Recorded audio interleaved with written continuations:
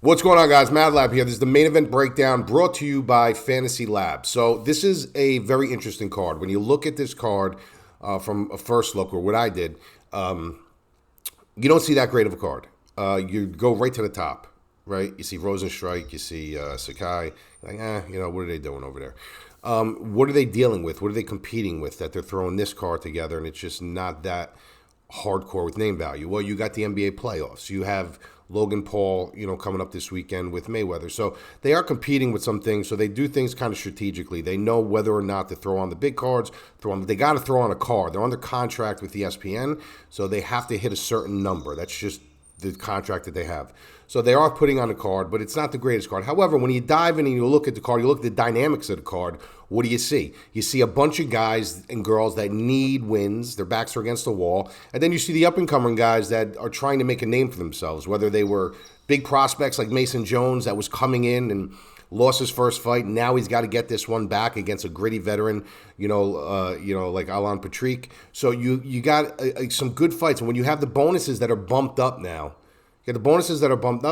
you're also going to make way for the guys who are just trying to keep their jobs. They know they're not going to be champions. They know they're not going to be like an Alan Patrick, for instance. He's not going to be a champion. He's a middle-of-the-way guy, 37 years old, but still gritty, still grimy, still got talent. Bonus hunting. These guys are bonus hunting. So usually these fights tend to become firefights. They become good fights. Somebody gets knocked out. Somebody gets submitted because they're going for it. They're going for these bonuses now. If you notice, as soon as they started raising the stakes, a lot more finishes, a lot more bonuses. That's kind of the avenue that you look. When you got these cards that don't have heavy name value, these guys are fighting for bonuses. These guys are fighting for their jobs. These guys are fighting to make names for themselves. So they kind of make up for a better card. But when you look at the main event, it's not that great of a main event. You got two heavyweights, which is always hard to pin down. So what do?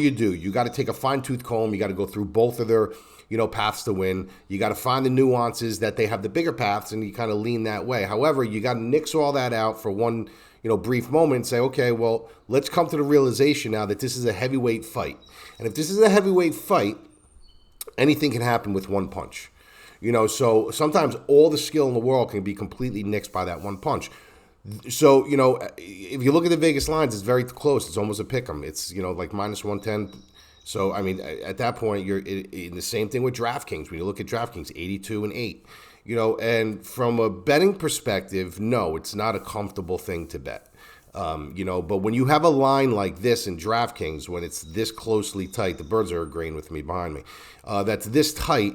I teach a strategic way to take those price tags on all fights, but we're getting into the main event, which is good. Is if it's 8,100, or 8,200, 8,000, you could strategically build your lineups to always have a chance going into the main event. So, if you're going into the main event and you have, if you're building your lineup, you're constructing your lineup, I would construct your lineup with the most expensive guy out of that 82-8 first, which is going to be Rozenstruick. Okay, to make sure you're going to have that little bit of bread left to swap him out and put Sakai in. What you're doing in turn there is you're not messing around with the rest of your lineup. So if you have a lineup that goes all the way to the main card, that looks great, that has a good shot to win, you're not only sitting on one of these guys now. You're not just sitting on Sakai. You're not just sitting on Rozenstruick. You're sitting on both guys. So at that point in time, you got two lineups that are live. You got two guys that are fighting. One of them's got to win, and you have both of them. So you could just sit back, enjoy the fight, and not worry about who wins. You just enjoy the fight. You just want them to score. You want them to have a good outing, have a good fight. But at the end of the day, you have two lineups, three lineups, four. How many lineups you run? You have a couple lineups that you have both sides of that fight with the same exact lineup. So at that point in time, you're not hurting nobody. You're not harming yourself. There's no harm, no foul. So I want you to do that. I want you to try that this week. I want you to keep that in your mind that you're going to build your lineup. You always build from the bottom up. You get your dogs first and build up. And then what you're going to do is you're going to go to the top and you're going to take this main event, but you're going to kind of switch them and you're not going to hinder the rest of your lineups. You do this for a couple lineups. You don't do it for all of them. This way, your favorite lineups that are going to maybe you think are going to have a good shot in going, once you hit that main event, you got to stab on both sides. You'll be good to go on both sides. So keep that in mind. When you're building your lineups this week. Let's jump into the card real quick. So you got Rozenstruick and you have Sakai. Both of these guys heavyweights, both of these guys good. You got Sakai on one side, who I would say is a little bit better of the athlete. I would say that he's got more well-rounded ability. He understands how to utilize the cage more, where Rozenstruick is more of the plodding fighter, right? This guy just moves forward, moves forward, moves forward, and moves forward. And what he does is he just looks for that kill switch. He looks for that kill shot. Works sometimes, doesn't work all the time. It didn't work, obviously, with Ngannou, because what he did is he was prowling, and then he just kind of lunges in, and Ngannou catches you. He doesn't have that power, Sakai. Sakai doesn't have that X-factor power like Ngannou has. But he does have power. He is a heavyweight, and he does have power. So how does he win this fight against a plodding fighter? He wants to continue to work the cage. He wants to continue to skirt the cage, move laterally, back and forth, and do what he needs to do to kind of stay away from Rozenstruick, that in and out movement. Because Rozenstruick is very flat-footed. Although he's a very, very good kickboxer, he's very flat-footed. He kind of just moves forward. He looks for that kill shot, and if he finds it, he's good to go.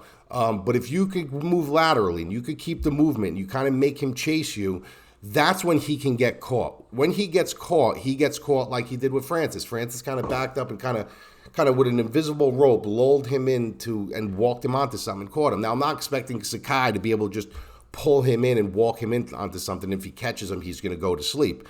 I think that he has the opportunity to do it a little bit more in volume, where Rozenstruick does have the upside a little bit more to knock him out with one kill shot. Rozenstruick does have the better power. He's got good leg kicks.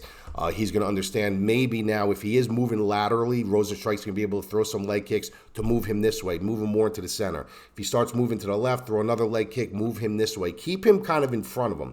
That's what Rozenstruick's going to want to do because he doesn't have that lateral movement, that real fluid way about him. He believes in his power. He's going to hunt until he finds you, and then he's going to unload. And Sakai's not going to want to be backed up. If he gets backed up, he's going to have to look for an invisible warning track, I call it. Once your back starts going to a certain point, when you feel like the cage is coming, your back is going to touch the cage, you got to kind of skirt away. He's going to have to skirt away. He doesn't want to be caught in a corner with him where his back is against the cage, and now Rozenstruick has that opportunity to start unloading flat-footed because he doesn't have to move anymore. At that point, your back is against the cage. You don't have to move anymore.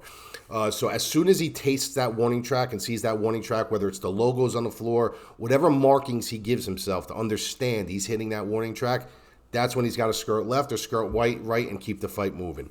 When you look at both of their current market values and stuff, you got Rozenstruick 100 plus points, 2 of 7. His current market value at 8,200 is 5 of 7. Price isn't that expensive, but still that's a good price, 5 of 7.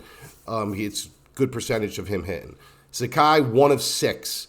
His current market value, 2 of 6 at 8,000. Not that good. If you really think about it, it's not that good. It's under 40%, if you're running a 10 lineup system. So 8,000, $100 more cheaper, you're going into the 7,000 at that point, and he's not hitting the current market value. So not that good. Rozenstruick is going to have the better upside for a finish.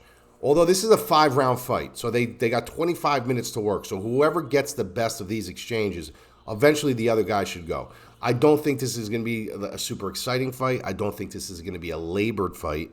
But I do believe that it's going to be somewhere in between and somebody's going to end up going. I'm picking Rozenstruick here. But like I said, what I'm going to do with this fight when I talk about hedgeweight is I'm going to go 5 on Rozenstruick and 3 or 4 on Sakai. I'm going to leave 1 or 2 lineups open just in case you do have that crazy slobber knocker of a fight where it's just boring and it's just 2 heavyweights pop-shotting each other.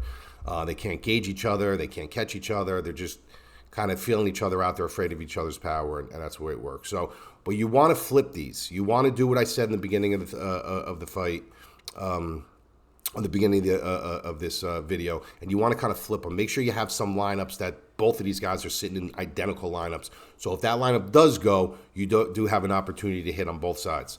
As far as a wager, I'm staying away from this fight wagering-wise. I know it's super, super close.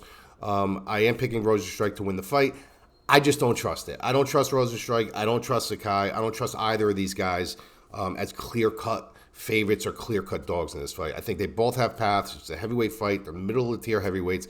I tend to stay away from these fights unless it's the really, really elite, the Daniel Cormier's, the Francis Ngannou's, the Stipe Miocic's, where I know what their talent pools exactly are going to go, where they match up, what got them to that spot. These guys aren't at the elite level yet, where they have this one skill set that outshines everybody else. They just don't have that. So therefore, I'm not tampering with that. I'm going to sit back and watch it. Hopefully that one of my identical lineups is at the top, and I'm just kind of sitting there and hoping, that there's a good fight.